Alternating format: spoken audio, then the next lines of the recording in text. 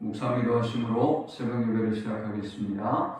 하나님 감사합니다. 오늘도 우리에게 새날을 주시고 예배케 하신 은혜에 감사합니다. 오늘 이 하루도 주와 동행하는 하루, 또 주님을 기쁘시게 하는 하루가 되도록 인도해 주옵소서. 비록 어둡고 험난한 시대를 살아가나 하나님의 말씀을 붙잡게 하시고 믿음으로 승리했던 마리아처럼 우리도 주님의 말씀을 붙잡고 믿음으로 승리하는 하루가 되도록 인도하여 주옵소서. 이 하루를 온전히 주께 부탁드리며 예수님의 이름을 의지하여 간절히 기도하옵나이다. 아멘. 찬송가 288장 드리겠습니다.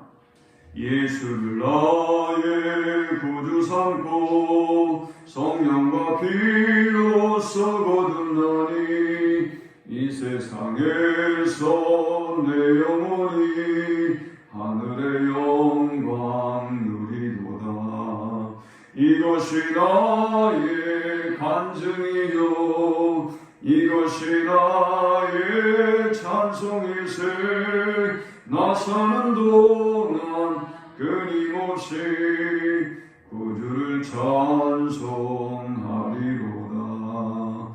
온전히 주께 맡긴 내 영 사랑의 음성을 듣는 중에 전사를 왕래하는 것과 하늘의 영광 보리로다. 이것이 나의 간증이요 이것이 나의 찬송이세. 나 사는 동안 끊임없이 구주를 찬송하리로다. 주 안의 기쁨 누림으로 마음의 풍랑이 잔잔하니 세상과 나는 간 곳 없고 구속한 주만 보이도다.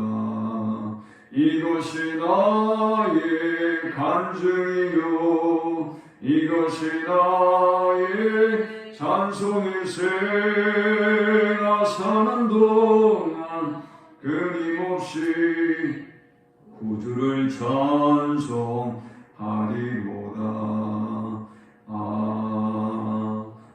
아멘. 이 시간에 주시는 살아계신 하나님의 말씀은 신약성경 누가복음 1장 39절에서 56절까지의 말씀입니다. 이때 마리아가 일어나 빨리 산골로 가서 유대 한 동네에 이르러 사가랴의 집에 들어가 엘리사벳에게 문안하니 엘리사벳이 마리아가 문안함을 들으매 아이가 복중에서 뛰노는지라. 엘리사벳이 성령의 충만함을 받아 큰 소리로 불러 이르되 여자 중에 내가 복이 있으며 내 태중에 아이도 복이 있도다. 내 주의 어머니가 내게 나아오니 이 어찌된 일인가. 보라, 내 문안하는 소리가 내 귀에 들릴 때에 아이가 내 복중에서 기쁨으로 뛰놀았도다. 주께서 하신 말씀이 반드시 이루어지리라고 믿은 그 여자에게 복이 있도다. 마리아가 이르되 내 영혼이 주를 찬양하며 내 마음이 하나님 내 구주를 기뻐하였음은 그의 여종의 비천함을 돌보셨습니다. 보라, 이제부로는 만세의 날을 복이 있다 일컬으리로다. 능하신 이가 큰 일을 내게 행하셨으니 그 이름이 거룩하시며 긍휼하심이 두려워하는 자에게 대대로 이루는도다. 그의 팔로 힘을 보이사 마음의 생각이 교만한 자들을 흩으셨고 권세 있는 자를 그 위에서 내리치셨으며 비천한 자를 높이셨고 줄이는 자를 좋은 것으로 배부리셨으며 부자는 빈손으로 보내셨도다. 그 종 이스라엘을 도우사 긍휼히 여기시고 기억하시되 우리 조상에게 말씀하신 것과 같이 아브라함과 그 자손에게 영원히 하시리로다 하니라. 마리아가 석 달쯤 함께 있다가 집으로 돌아가니라. 아멘. 마리아는 천사로부터 수태고지를 듣고 난 이후에 바로 엘리사벳의 집을 찾습니다. 엘리사벳은 사가랴의 아내이죠. 하나님은 천사를 통하여 수태고지를 들려주셨습니다. 사가랴의 반응은 놀라웠습니다. 그가 기도했던 응답을 받은 거예요. 그는 그 사실을 믿지 못했죠. 그리고 벙어리가 될 뻔했어요.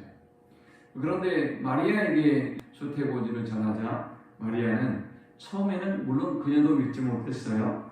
그런데 36절에는 보니까 천사가 사가랴와 엘리사벳에게 일어났던 6개월 전에 세례 요한을 잉태했거든요. 그래서 그 사건을 이야기하면서 천사가 이렇게 말하죠. 대저 하나님의 모든 말씀은 능하지 못하심이 없느니라 라고 말했습니다. 그러니까 마리아가 고백합니다. 주의 여종이오니 말씀대로 내게 이루어지리라 하며 천사가 떠나가니라. 이 일이 있고 난 이후에 마리아는 즉각 엘리사벳의 집을 찾았습니다. 이 당시에 사가랴는 여전히 벙어리였던 것 같고요. 본문에는 등장하지 않습니다. 그런데 엘리사벳이 그녀를 환영하고 기뻐합니다. 큰 소리로 불러 이르되 여자 중에 내가 복이 있으며 내 태중에 아이도 복이 있도다. 사실은 저주받은 여자가 마리아 아니겠어요?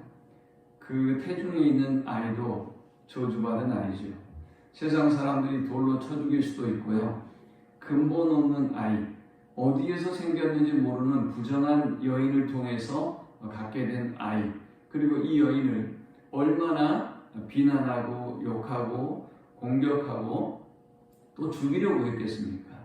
그러나 엘리사벳은 마리아에 대해서 믿음의 관점으로 바라봤습니다. 우리가 살아가면서 누구를 만나느냐, 어떤 사람과 함께 하느냐에 따라서 우리의 인생도 달라지고 믿음도 달라지고 생각도 달라지는 것을 볼 수 있어요. 저는 이 마리아가 참 복 있는 여인인 것은 아이를 갖게 된 이후에 바로 이 엘리사벳을 찾아갔다는 것, 그것이 참 그녀에게 복이 있다라고 생각해요.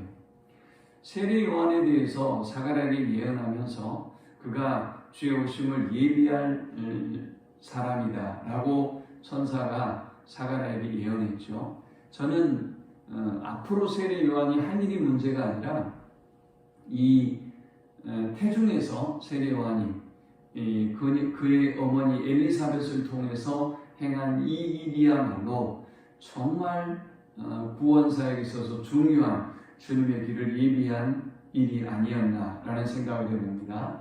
만일 엘리사벳이 없었다면 예수님은 태어나지 못했을지도 몰라요.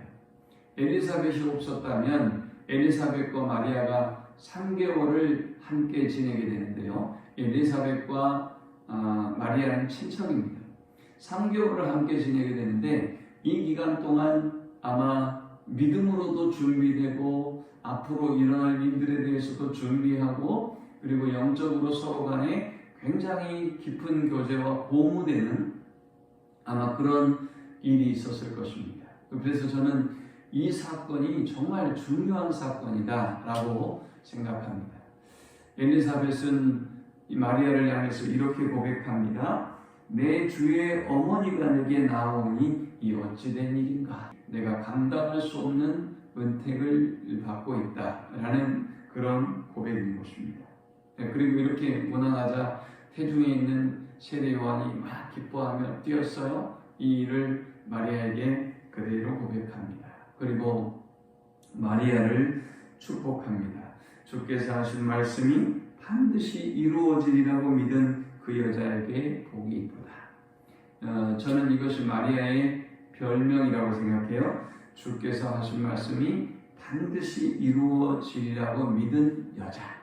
하나님은 그녀를 택하시고 그녀를 통해서 놀라운 구원의 역사를 이루십니다. 저는 말씀이 그대로 이루어질 것을 믿은 여자가 얼마나 복된 여자인지, 얼마나 복된 믿음인지 본문을 통해서 마리아의 믿음을 우리가 살펴보고 함께 은혜를 나누고자 합니다. 먼저 마리아의 믿음은 본문에서 언급했던 것처럼 말씀이 반드시 이루어지리라고 믿는 믿음입니다. 자, 37절 38절에 보니까 대저 하나님의 모든 말씀은 능하지 못하심이 없느니라. 마리아가 이르되 주의 여종이오니 말씀대로 내게 이루어지이다 했어요. 자, 이 모든 일들에 대해서 마리아는 엘리사벳에게 이야기했을 것입니다. 엘리사벳은 이 이야기를 들으면서 마리아의 믿음이 얼마나 예뻤을까요? 또 얼마나 기뻤을까요? 자기 남편과 자기에게 일어난 일들을 돌아보면 하나님 앞에 기도했어요. 하나님이 말씀하셨어요. 그런데 믿지 못했어요. 오히려 투덜댔어요. 그리고 남편은 벙어리로 제사장의 직무를 다했고 지금 집에 돌아와 있단 말이죠. 그런데 이 젊은 여자에게 앞으로 그녀가 겪게 될 그 일들, 그리고 누가 믿겠어요? 여러분 같으면 믿겠어요? 여러분의 딸이든 아니면 친척이든 그 누가 이런 고백을 한다면 누가 믿겠습니까? 그런데 그 엘리사벳은 마리아를 통해서 이루어진 그 모든 일을 믿었고 그리고 마리아를 믿었습니다. 그리고 그녀를 향해서 이렇게 인정해주고 있는 것입니다. 주께서 하신 말씀이 반드시 이루어지리라고 믿은 그 여자. 오늘 여러분도 주께서 우리에게 말씀을 통해서 약속하신 것이 그대로 이루어질 것을 믿는 여러분 되시기를 축원합니다. 자, 이제 두 번째 그녀의 믿음은 어떤 믿음이냐? 낮은 자를 높이시는 하나님을 찬양하는 믿음이에요. 자, 이것이 어떤 믿음일까요? 저는 예수님의 잉태 사건이야말로 마리아, 비천한 여자 마리아를 더욱더 비천하게 만든 일이라고 생각해요. 비천한 여자 마리아를 더욱더 비참하게 만들어버린 비극적인 사건이라고 생각합니다.